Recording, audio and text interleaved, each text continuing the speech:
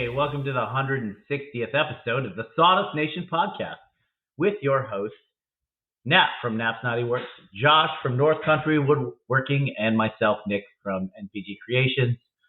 A lot's been going on, and I have a lot to talk about. So why don't you guys go through what's in your shops first, and then I'll bring up the rear. Nap, what do you say? I have absolutely nothing. Moving on. No. It's been busy, both real life and shop life. I don't get as much time in the shop as I'd like with work and all that stuff like that. But I've been getting home at the past couple weeks I got home probably around 6:30 most days because I was the only person in charge in my shop. So I was pretty much getting railroaded every day by pretty much anyone and everybody that you could think of as far as your agencies are concerned. But it's all good because my two counterparts finally came back. So I'm able to kind of breathe a little bit.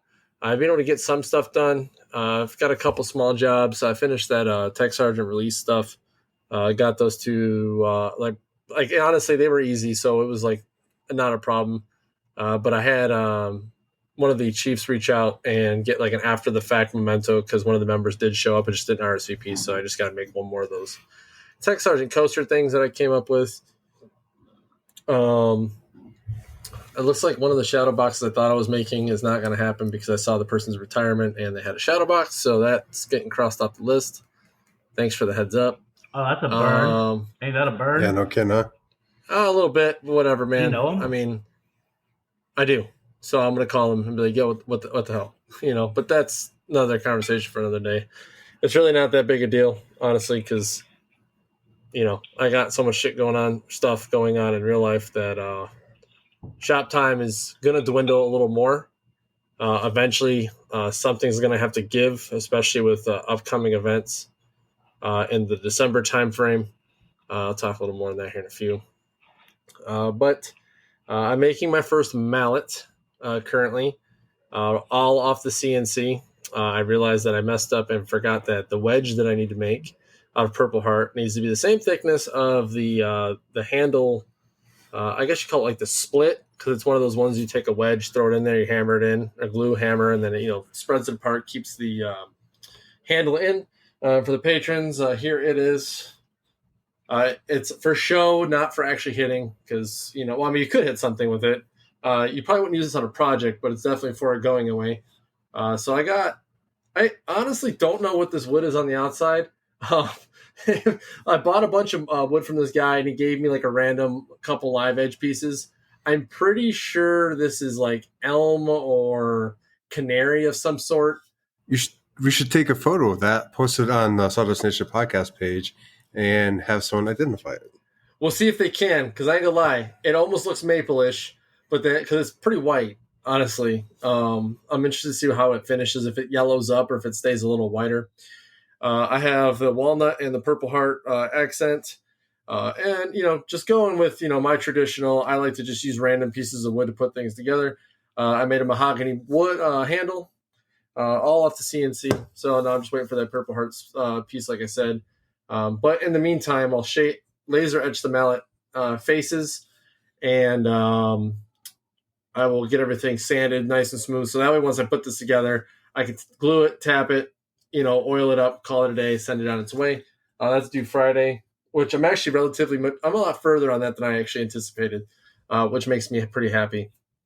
I have that business's awards packaged up, but we'll say the customer, Dad, decided he wanted to add 3 more stars as I printed the damn label. So I have 3 stars that are laser etched, but I have to, do the chamfers, the spraying of them, put the little hangers on the back, call it a day.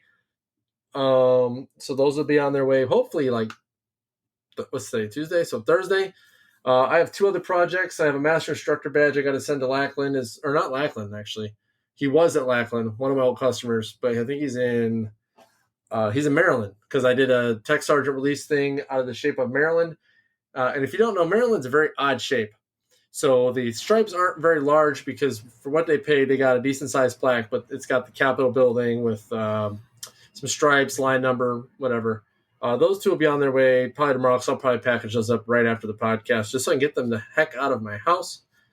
I have some stuff. So I was recommended because I made that toolbox like wall-mounted thing a while back. They gave me 2 pieces of MHU-83, which is a bomb lift truck accessories. They go on the forks for a certain load. I'm probably going to make the coin rack with those. I'm not really sure yet. I've told the customer I've got an idea for a design, but it's going to be a second just because of how busy things have been. But the person only PCA'd, so I can just make it and send it, and they'll give it to them on the back end. So no big shakes, not a huge rush. And then I got, so this is an interesting one. This cup, or these mugs, very odd shape, okay? I have to laser etch test one of these with the Maltese Cross for here at Minot. And possibly doing them as going away / PCAs for the members there in the firehouse. So 50 of these if this turns out okay, and go from there. I have a mug headed from Korea. The person ordered it at Amazon to send it to the house, so I'll go ahead and laser etch that and send it on its way. That's going to happen. And then, and then as far as like real life is concerned, so I was legitimately like the flight chief, like not typically held by a rank above me. I ended up playing that job plus my maintenance job plus the support job because that guy was gone too.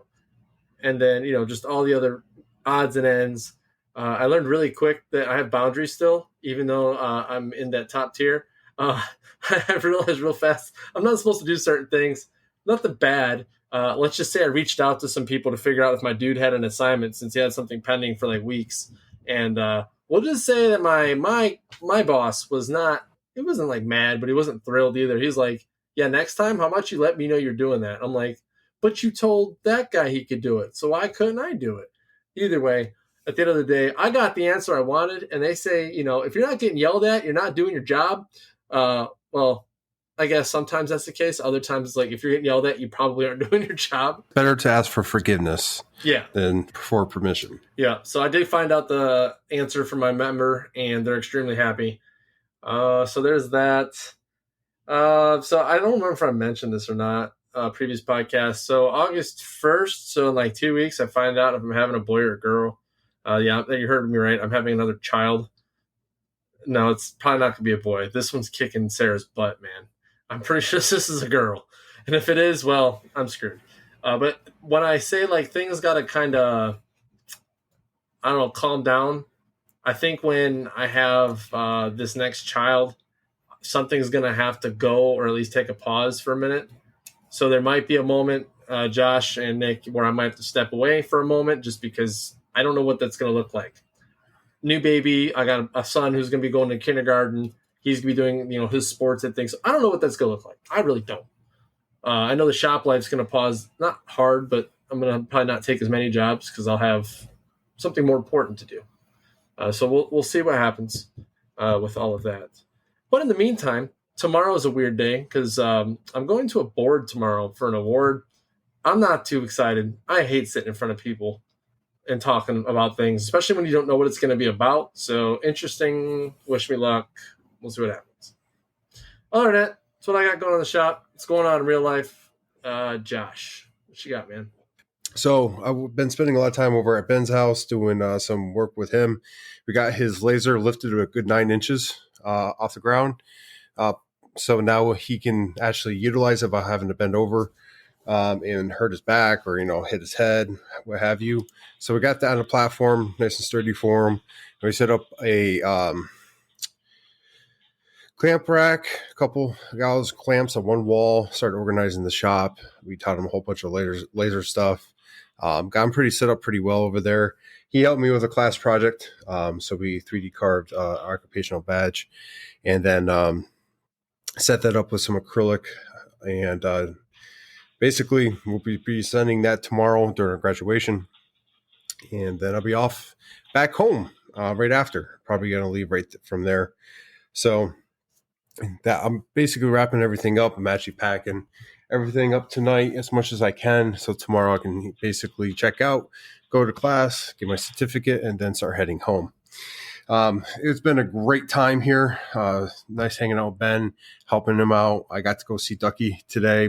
I went down there and got to meet his two pups. We worked on his CNC and spindle. There's some coding issues he's having.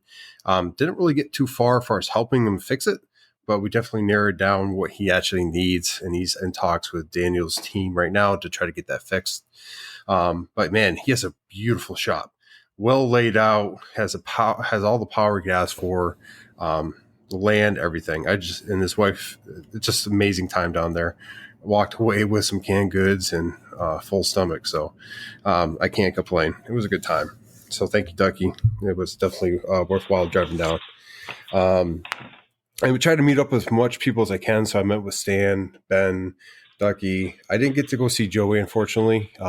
He was just a little too far over, and some other makers I wanted to go see. But, it's been good. I can't ask for a better time. I think well spent. I got to meet with the community of woodworkers down here, give them a hand of where I could, and, keep busy. So I got some woodworking in. Like I said, I did a project for the class graduation, and I couldn't have done it without Ben. It was an 18-hour carve, and then on top of that, I taught him some acrylic techniques that I know, and it turned out pretty good. You'll be seeing a reel at some point in time about that. You'll be seeing a reel about Ducky's shop and me calling him out as the lucky guy he is. And then it was nice because I actually got to see like some of the stuff he's won and whatnot, including the capital level he got in the mail, and that was on his cabinet. And I don't know, it was just nice. I like seeing other people's shops. Helps visualize what I would like my shop to be eventually when I have enough room to lay things out. So it's a good way to help visualize that itself. And then on top of that, it helped me keep busy. So socializing and whatnot. We did things with the class and one. But I like woodworking and talking to other woodworkers and seeing what they're up to and the different techniques. You always learn something from that. So it's much appreciated. Thank you everyone for, hosting me and being able to get in there and, play around with some tools and some wood. And then on top of that, what else did I have? I'm graduating, like I said, tomorrow, and I'll be driving. And then the next episode, I should be on the road again. And that's the final move. So I think August 1st is our next episode on here. And I'll actually be on the road to Illinois at that point in time. Nice. So we're going to be going, hitting the road pretty hard here quick with the whole family.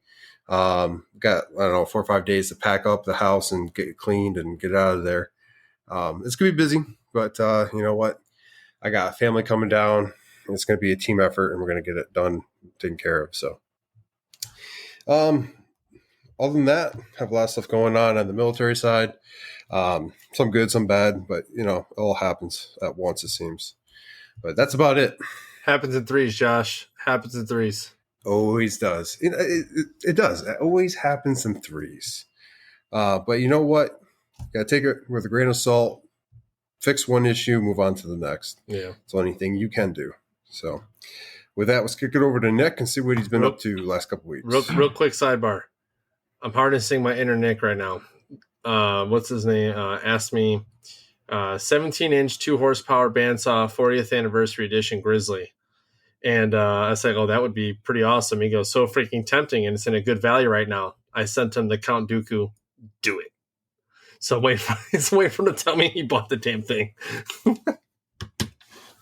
But anyway, sorry. Sidebar. No, it's all good. Are you guys ready? Well, yeah, it's on you, Nick. No, so I finished a 2-foot by 4-foot shadow box for a colonel that retired today. And the thing had to weigh a ton. Honestly, it did not. I made sure that I took measures to make sure it did not weigh a ton. So one of which was the backer is 1/4-inch ply instead of 1/2 inch. That actually worked out pretty good. That takes away a lot of the weight, and then as well as I planed a lot of the boards down thinner than I would normally because I knew this thing was going to weigh probably over 50 pounds. just because the guy had a ton of stuff to put in there too, like a ton of stuff. I haven't posted. Did you mount coins and stuff too, or He had a whole board, like a plank where I routed out, or I had lasered out circles for the coins to get inlaid into. Mm-hmm. And it spanned across the entire bottom of the board, or bottom of the shadow box. So I knew it was going to be heavy.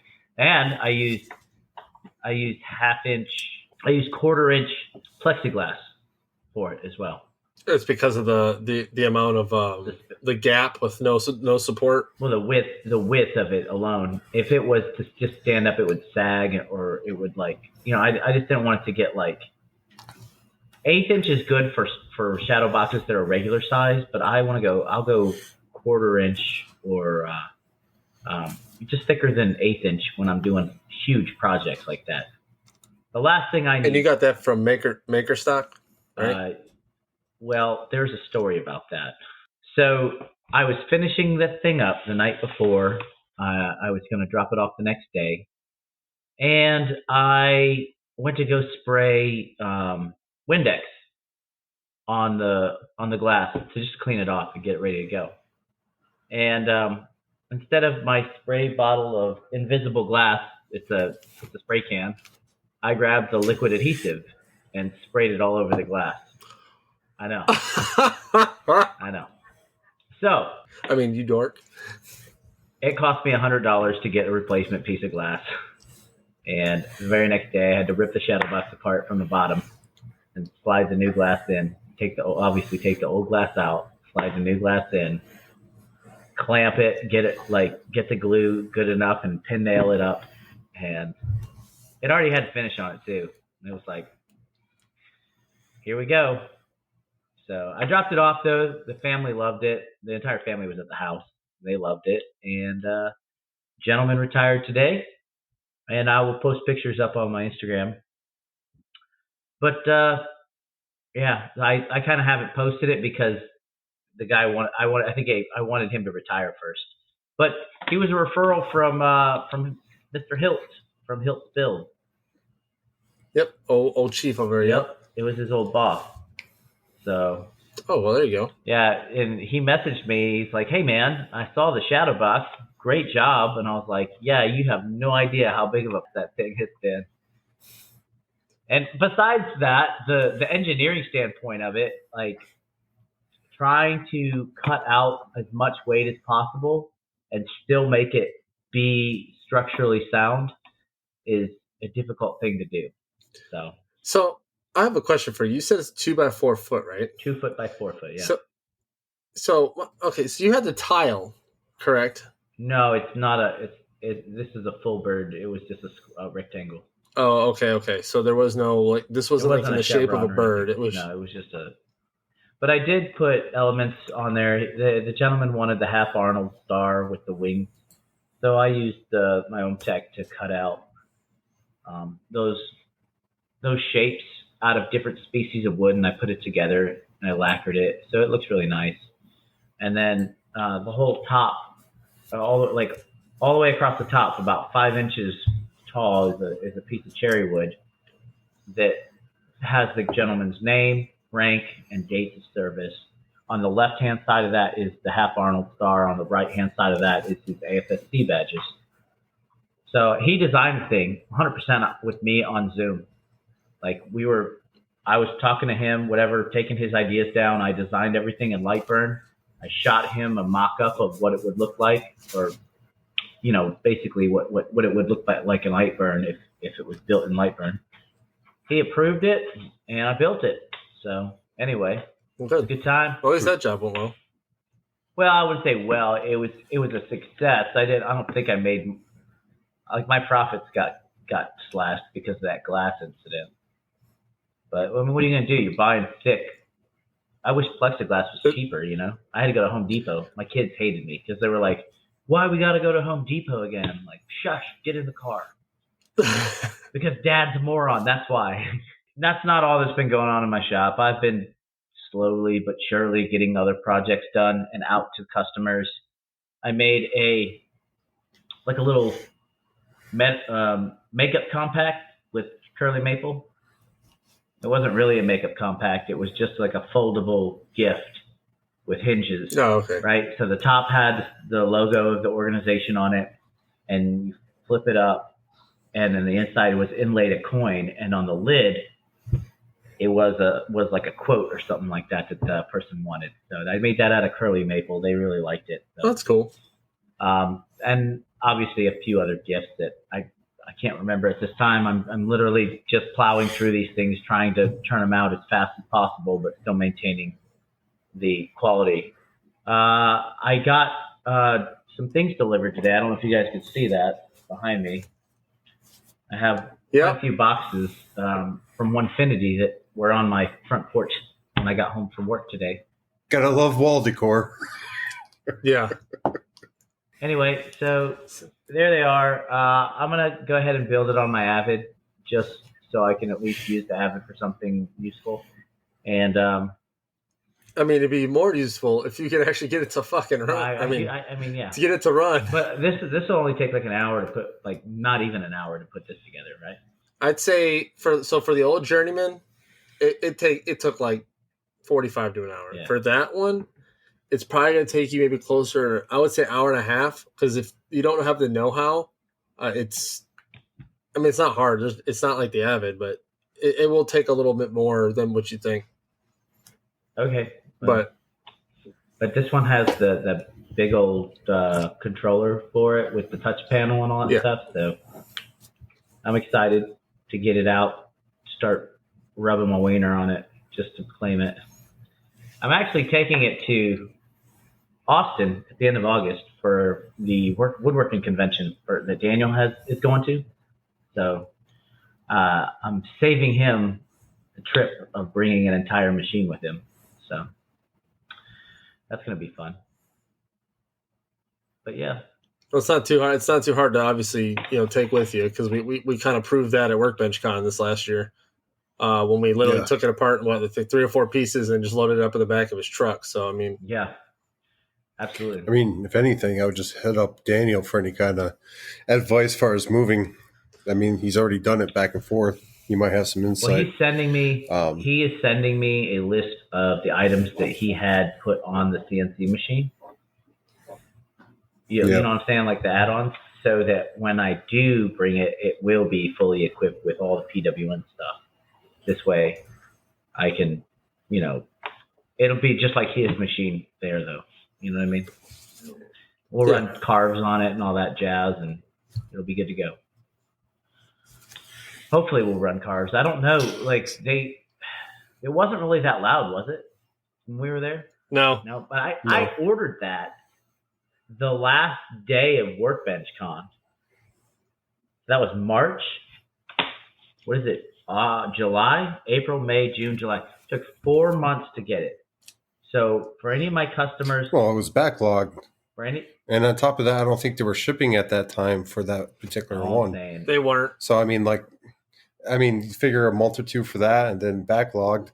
I mean, it really isn't that too bad. 4 months though. So for all of my customers who are eager to get their stuff and they keep following me, you're gonna get your stuff. Okay, it's just a matter of time. I mean, unless you have like a pending retirement or PCS, you're going to get your stuff, I promise. And if you order it and then you call me like the next week and say, how's the project coming? I'm going to hang up on you. Oh my God. That's it for me though. So I did remember something. What you got, Josh? No, go ahead. You already started talking. I'll go after you. It's okay. Might be. So I did remember something from the shop. I don't know how I forgot this. So last week we had Cody Elkins on the show, and we talked about some of the bits that he sent out. And it's funny because the day when he said, yeah, you should be getting some bits, literally got him the next day. I deemed this particular bit, I'm hoping this sticks, it's called the Long John. I'm hoping I hope that's the name, because it is a 2-inch end mill. This thing is a monster. So I was able to, so this guy right here, yeah, right? So, okay, so when I look at this, okay, I was able to cut, so this was actually not this thick. So this was almost 2 inches thick when I cut it. I had to bring it down a little bit to make the width of the hammer a little less bulky. I was able to cut all the way through and still have plenty of room with this, with the spindle chuck and everything like that, or collet rather. And the cool thing about it was I was able to run this thing at 150 inches per minute at its first cut with no issues. And that thing was just flying through the wood. And it was just, I don't know, I was just amazed at the chip evacuation. Because remember when he said he cut like that little recess? So when it started getting down deep to like inch and a quarter, yeah, I know, right? Getting down deep. It was throwing chips. I was like, yeah, that's exactly what we want, because if you're not throwing chips on the like inch and a half, 2 inch, carves, you are going to actually mess up your bit and or the piece, because every time that bit is making that profile or whatever the cut is, if you have chips in that pathway, it's going to go run, and eventually you're going to build up so much if you don't have evacuation, and it's actually going to bump your piece or bump the bit, and it's not going to make a nice cut like you would want. So I can tell you, he's like a mad scientist in that thing, in that shop of his, making these awesome bits. So if you're one of the folks that backed him during his Kickstarter and you made it to that level and you've gotten those bits, I'd say you're definitely lucky and fortunate, because those things are awesome. They haven't even really hit the wild yet, because they're just with the beta testers currently. We're waiting for the drill mill still, but I can tell you I'm excited to see what else he comes up with, but just based on what I've done so far with the bits that he provided. So, Cody, hats off to you, man. Keep doing your thing, because you are definitely making a name for yourself and definitely providing a quality product. So I appreciate you. But anyways, that was my plug for that, just because I forgot. I don't know why I forgot about it. I'm tired. But Josh, what did you have, man? I have a couple things I was waiting to later in the episode to bring up, just because they're not necessarily shop talk, but I mean, like, when I was over at Ben's Beach Time Woodworks, he has, his wife don't listen to the podcast, so we're good, but he has a little problem throwing away old bits. And he brought up a couple bits. He goes, "Which one should I use?" And he had like a brand new one. And he had like this old one right next to it. I'm like, of course, use the brand new. Throw away the old one, because the old one's pretty bad. And then I'm like, fine, I'll throw it away for you. Wouldn't you know, instead of throwing it away, I subconsciously put it into my pocket. Better yet, I get back to the hotel, right? And I tell him the next day, because we were working the next day together. I told him about this. He starts laughing. And I'm like, it's okay. I threw it away. The maid must have thought I mistakenly threw it away, because it was by my computer. I can't get rid of it. Yo, that's meant for you. It's meant for you. You need to keep that. But I can't tell the poor guy, hey, you got to throw away old bits. But I can't throw them away either, apparently. So there's that. And then this last week, my time away from the shop has, what, family and the shop, but since it's a podcast about woodworking, away from the shop has been interesting, right? So I got to experience all the stuff of other people, but my clients have really, I didn't realize like the kind of connection that you build with people, right? So I have my logo on my truck. I drive around, I do my thing. And I've had multiple people reach out to me that apparently have PCS from McGuire, asking if I was in Texas, all excited so I could start doing projects for them. So I had to break it to them that, I'm not staying here, but I'll be going back and I'll be sitting up in Illinois, and that, we'll work on shipping if you'd like to do that. So I might have some jobs down here later on once I get set up. And then a chief from New Jersey reached out. I worked with at some point in time, and they want to do a shadow box and work with me on that. Totally willing to be shipped from Illinois just so I could do it for them. And then one of I consider a great honor is another woodworker, metal worker, reaching out to me asking for me to do their not shadow box, but trunk. And being expense is not a problem. I want this, that, and the other thing, and we're going to go over details, and it's going to be, the most Gucci box trunk you're ever going to build. So, I mean, like, for not taking orders and being away from the shop, it's just been a great experience with these individuals, them willing to wait, B, willing to have it shipped, and C, reaching out like they have. So it's been an interesting week, within the last week and a half or so with that. But I do want to bring up a question. I had a situation with a client, and I wanted to see how you guys would handle this. And it's nothing against the guy. Oh, everything. Oh, there is. There's a little bit. There's always something against somebody when you ask this stuff. So I had a client that wanted a last minute project before I left, which I obliged, and I got it done and knocked out for him. During that time, he also expressed that he wanted me to redo a plaque that someone did for him because it broke or something similar to that nature. So I wrote the invoice, he paid the invoice, and I said, okay, I have everything up to a certain point. I need a certain object from him in order to finish this plaque. Well, I only had maybe a week before I left to come to Texas, and I was going to literally be working on it until I left to get this knocked out for him so I didn't have to worry about it. Well, day of, I call him and I say, look, I'm not going to be able to finish this before I leave. I'll ship it to you. I just need to get this object so I can make sure it fits correctly, blah, blah, blah. Calls me up. He's like, yeah, you know what? I actually want to change it. We're going to make it bigger. We're going to do this with it. We're going to do that. I'm like, okay, well, that's fine. For now, we're going to leave the invoice the way it is. That is considered that the down payment, make sure you reserve your spot. We'll get all the details. I'll edit it. And then we can make sure that, reflects appropriately, and we'll make this for you. Keep in mind, I've already made everything up to a certain point. I'll work with you because you want more. You know what I'm saying? That's understandable. And he understands that it's going to be like September time frame. He understands that it's, I won't be working on it for a couple months. Patience is not a problem, not in a hurry to get this. So when I'm down here, he reached out a couple of times, but he just says, hey, man. And when I get that message, as soon as possible, I try to give them a call. And I goes right to voicemail. So I'm like, okay, well, maybe he's doing something. They'll call me back. Never calls back. Then this last week, they reached out and they said, I would like a refund for the plaque I paid for. I no longer require it. So at this point in time, I've made everything but the actual holder for the object that he wants to be on the plaque. I've already, put him on the list essentially of other people because I have jobs now for when I get settled.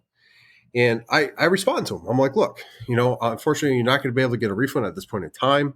I've already designed. I've already put it together. I've already done basically everything, and you were given the opportunity to deliver the object and finish the plaque before I left.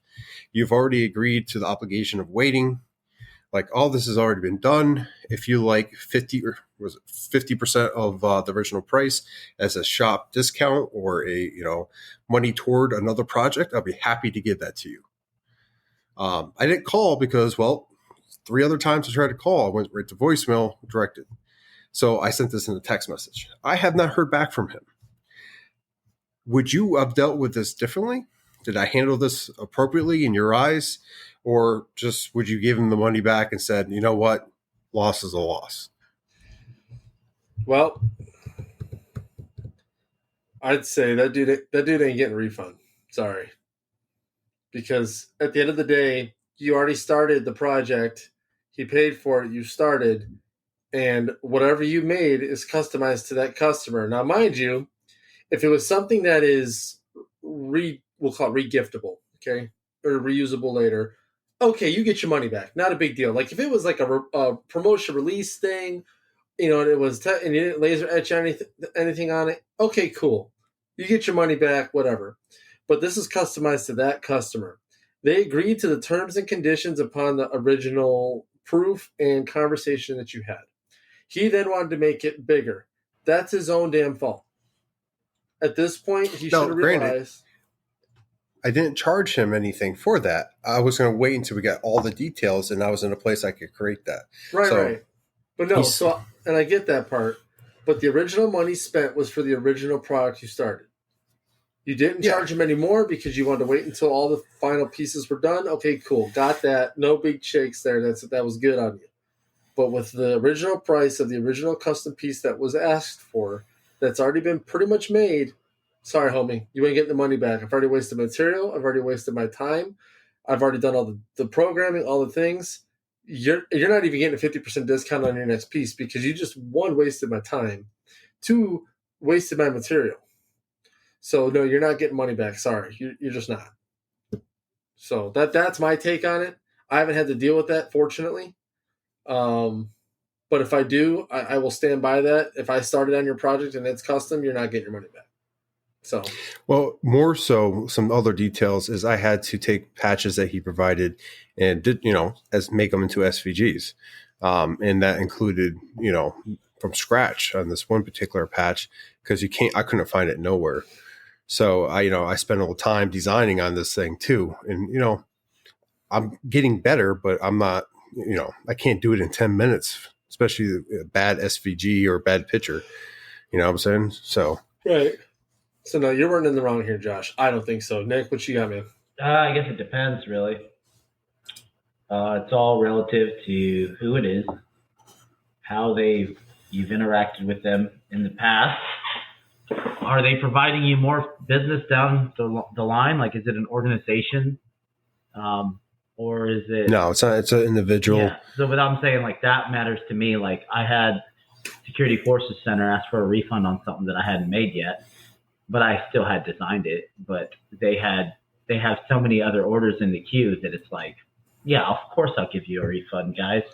Like, yeah, that makes sense. My return on investment here is like, I don't want to make waves with you because, like, you give me good business, one thing, right? Yeah. And it's like it was like $160, so I'm not too worried about it. If it was like if you ordered a trunk from me and, you're paying over $1,000 for this thing and now you want a refund, yeah, I'm sorry. That's what I'm saying. It's all relative to whatever situation it is, So for your particular situation, I probably would have done exactly what you did. Like, hey, look, it's frustrating for me. This is a lose-lose for me. So what I'm going to do is I'm going to refund you the money that I didn't use for materials and time. So you can have whatever's left, which probably not much, but still, you know what I mean? Well, in this particular case, it was a small plaque. It was between $80 and $100, so it's not that much. Not it was more the point of the fact where I have invoice stating there's going to be delay. I have multiple text messages saying there's going to be delay, him agreeing upon it, telephone conversations. Like, this isn't something that came out of, left field where he wasn't aware it was going to take until September. September's been my answer for everything, because August, I might have to push some things to September. I thought that was a pretty generous answer when I came to most of my clients, because that's me basically booking, getting the house set up and the shop set up and getting right to work in the shop. Yeah. It is what it is. I offered, say it was $80. I can't remember the price, but whatever the price of the plaque is, half that in shop credit. So say it would be $40 worth in shop credit. If he decides to use it, he decides to use it. I have the plaque. I could send him the plaque without the knife. Just gave it away, the knife holder that he required, which this stuff would have took like a couple hours to finish, and I could have gave it back to him. I was willing to go to the place of work. I was willing to meet. He didn't have to come straight to the house. I gave every opportunity I could, and I even forewarned him, the day prior, the day of, like, look, this is happening. That was my frustration. The fact I was, within a couple hours of finishing the project, it was on the client not delivering his half of the material, and then agreeing to a long-term pause in order for me to finish it out. I think he even offered to ship it free of charge because of the patience he was showing at the time. I have to look through the conversation, but I thought I was being pretty generous with it. And then, I did try to write as professionally as I could and tell them basically this is the terms for far as getting any type of compensation back. Yeah. I think you did far more than you needed to. I mean, it's good business practice, right? Good customer service.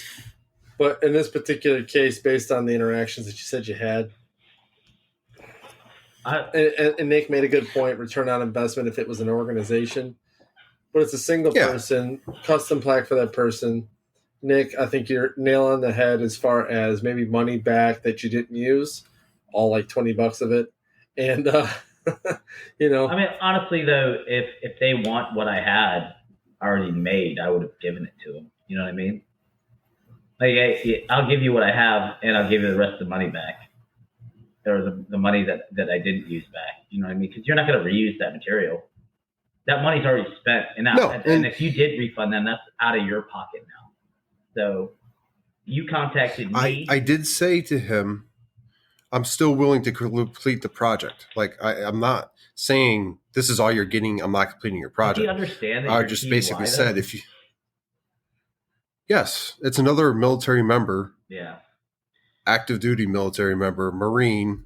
And, like, it was very well stated that, like, every person that's reached out to me, I say the same things. I closed down the shop. I am in Texas, TDY, and then coming back directly to the PCS. I will not be able to provide anything until maybe late September. Yeah. That is basically what I've been saying to everybody. But even, like, I got people reaching out, like, hey, I need a quick engraving. I'm like, sorry. Well, I'll tell you right now, like, it's not happening. PCS ain't happening right now. Yeah, if you're projected to leave, 1 August, and you ain't got no orders, you ain't going nowhere, homie. Like, Jesus. So I got orders. I got orders in hand. That doesn't affect me. Oh no, you're fine. But yeah, that was a scare. So we got the email and the whole entire. Oh, so anyone else? Can we say this on here? I don't know. It's public knowledge, right? It's public knowledge. Okay. So the Air Force decided to put a hold on all orders, pretty much retirements, any kind of bonuses and anything else, because of funding. Well, they're trying to save some cash. Yep. So basically, I'm here, TDY, learning a new career, and you have 20 people getting this email first thing in the morning, and you see panic faces starting to pop up around. You have our instructor come in, and he's funny. He pops in, and he goes, "Did you guys see the email?" And, like, we're all looking at him. He goes, "Yeah, the commander says you guys ain't going nowhere." Where are you going? So we're all nowhere. So, it comes out that most people in October are going to be affected. August is good. I contacted TMO. I contacted MPF. And I'm like, hey, is everything still turned on? They're like, yeah. Everyone basically got everything confirmed. And he confirmed it as well. He goes, everyone here is good. The next class, though, may or may not happen. So. Oh, yeah, dude. We might not have a class. Yeah. Oh, so God. It's an interesting time in the Air Force and military right now. So check it out. I don't know if you're tracking as well, but there's also been a stop loss put out for a lot of people. Yeah. Yes, I know. Yeah. And all these people that are trying to get out, like, sorry, homie, you ain't going nowhere, and you're coming back. Well, for those of you who don't know what a stop loss is, it means that if you are scheduled to separate from the military, whether it be just regular, like your time's up and you're getting out, or what is it, inactive reserve separation, or because like you do like on a 4-year contract, you're actually obligated for 8 years, 4 years active, 4 years inactive reserve. If it's a 6-year active contract, you're still obligated those last 2 years as 2 years inactive reserve. They stop lost all those people, so they're like, you're still inactive reserve for the time being. So. Sorry, homie, you ain't fully retiring or fully getting out. Some people just barely got out with the skin of their teeth. I can't imagine. I've seen it happen before. Can you imagine being like gonna retire in October, being like, I got a job, I got a house, my family's moved, I'm here just to, sign that paper at the last day, and then the commander comes on and goes, no, you're not. I'm like, reverse. He puts the reverse card down. Yeah, Uno Go reverse. back to basic training and start over. Oh God, no. No, so it's not that bad right now. They're not stop lossing active duty people slated to get out, but they're just not letting them like PCS back to their home of record because of the money issue. Yeah. Yes. Yeah. Well, it's all training too, and tech schools and stuff. But yeah, that was a small scare for our class, unfortunately.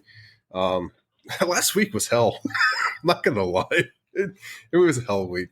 Yeah. Not for the class. It was just a lot going on military wise, and working through a whole bunch of those issues and making things work out best they can. So yeah. So for those of you who don't know, all three of us are active duty in the United States Air Force currently. So that's why this is important to us. And we try to at least explain things the best we can for the folks who haven't been in the military or don't have any affiliation, so you guys can understand what we're having to go. But hey, Nick, you had just right, the tip. so what's the tip? This might sound stupid, right? This might sound stupid, but I had this idea, right? When Josh was like, "Hey, who's got the tip of the day?" My tip of the day, and now I'm wearing the shirt, just the tip, right? Attention to detail, man. he had to remind himself. Attention to detail in the shop. No matter what you're doing, don't get complacent, because what can happen, you could spray liquid adhesive all over a shadow box that you just finished and have to replace a $100 piece of glass. Now, that goes to say, I've done it before with the CNC machine too. I've hit carve I hit the carve button and the bit wasn't even spinning. So, and then you talk about ruin a $40, $50, $60 bit, or even a more expensive bit if you're running a heavier machine. I mean, some of those machines won't let you run the job unless it's spinning. But for what I'm doing, I've jacked up multiple pieces before because I get into a groove, right? I'm listening to my tunes. Next thing I know, my bit's dragging across a piece of wood, and my machine's making some funny noises, and I'm like, I don't know what to do, and I'm scrambling to hit the emergency stop. So, and that's another thing. That didn't hurt me, but it could hurt somebody if you're not paying attention to what you're doing. And we all work long hours in the shop. We all pull late nighters, and we're tired and stuff. Well, it's not really a good idea to be tired in the shop, but if you have to be, you have to make that extra effort to be super careful. Otherwise, you start. Be safe. Mm-hmm. I've had actually, it's funny you say that, Nick, because I did a touch off on my with an 1/8 bit. Mind you, 1/8 bits, they're fairly fragile. If there's excessive force. Mm-hmm. I didn't have a magnet all the way on the collet. I talked about this last episode. Magnet wasn't on the collet all the way, and it fell off mid touch off, and that mother effer just went zoom, and the freaking 1/8 bit just shattered. Yep. Like it threw pieces. And had I been looking at the bit while it was doing it, I was probably getting smacked in the face with a piece of carbide. All right, and it wouldn't have been great. So, are we admitting shot mistakes? I'll go ahead and do my shot mistake. Okay, so Ben from Beachtown Woodworks. I'm teaching him all this laser stuff, right? And I'm supposed to know more than he does, right? So we have an 18-hour carved piece on the laser, and I'm about to engrave names in a certain location. And I edit the layer. Yes. So we're going to engrave names in a certain section of this badge. And I want to trace it out to ensure, it works. So I'm going to do a light trace and make sure, it does. I set the setting to like, I don't know. So it was crazy. It was like, I don't know, 6% at like 300. There's not going to be a mark. And if there is sandpaper, I could blow the mark off essentially. That's how light it's supposed to be, right? And I don't think you're pretty good at that. I don't think his machine even fires at that level. So we're going to incrementally kind of go up. So I'm like, okay, there's no way you can mess it up. We're going to go ahead and send it, see how it goes. Send. Burns. The outline. Oh, man. And I didn't lower it, so like it wasn't like burnt. It was just layered burnt. And I'm looking at it, Ben goes, it would help if you did the right layer. Oh, yeah. That'll do it. That'll do it. And if you know Ben, he just gave me this look of like idiot. Yeah. But I've seen it. I've experienced it. It's been good. So he's like, I don't feel good right now, he goes. And I'm like, well, I don't blame you, but there's ways to fix this.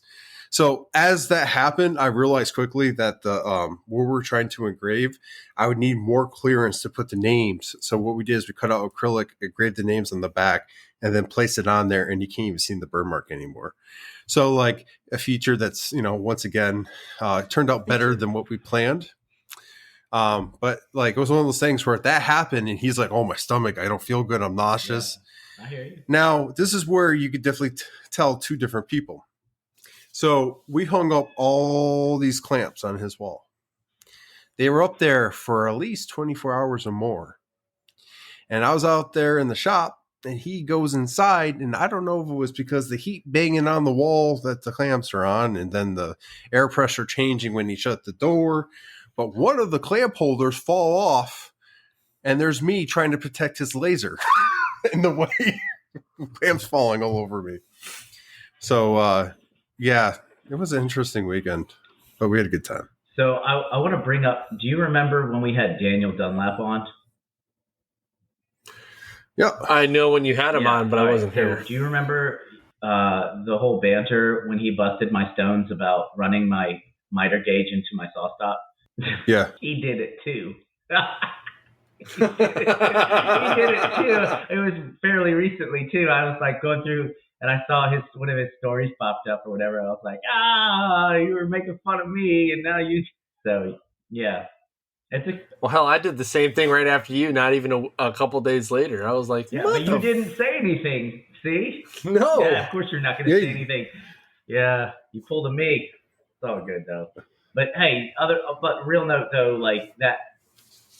Complacency and not paying attention to detail is going to either hurt you or cost you money, and it's not worth it. So you do whatever you got to do. Smelling salts, whatnot. Get up, get in it, get at it. And pay attention. If you So. if you have to do smelling salts, you shouldn't be in that shop. No, not at all. Like, so I'm sorry, I forgot to mention this, and I do apologize to this maker. It was a very hectic week last week. But I went over Terrell Thames. Yeah, I was gonna ask you, didn't you help him like tram his CNC or something? Yes, we went over there and we were discussing different things, and he was actually the MTI that got us off the bus and put me into my squadron during basic. So we had some interesting talk during that, and then we trammed his CNC, got that all nice and level for him, and got to see his shop as well. So I got to see quite a few maker shops down here, and I got to really help out some people. So it was a pretty good time.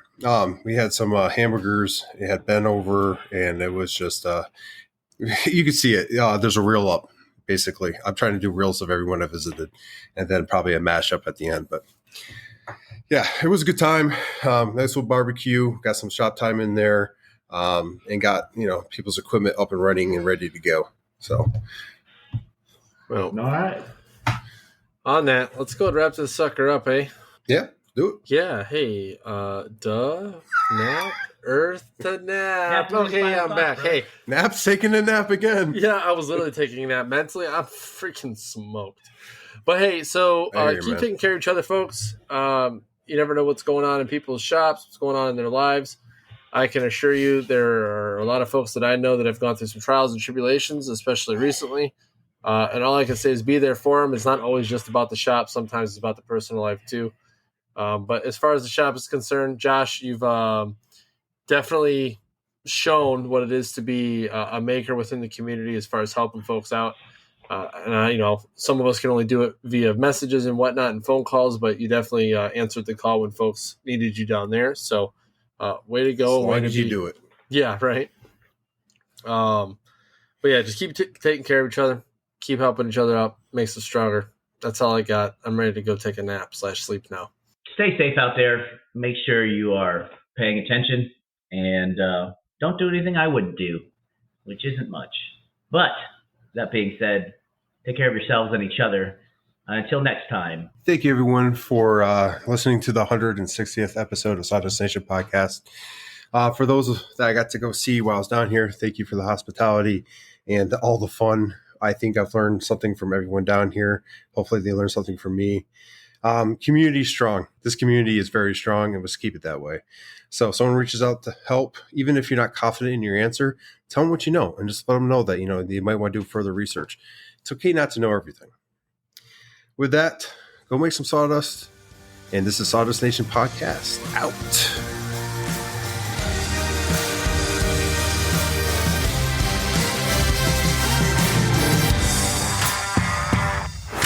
Okay, bye. Pretty much. I feel you, man.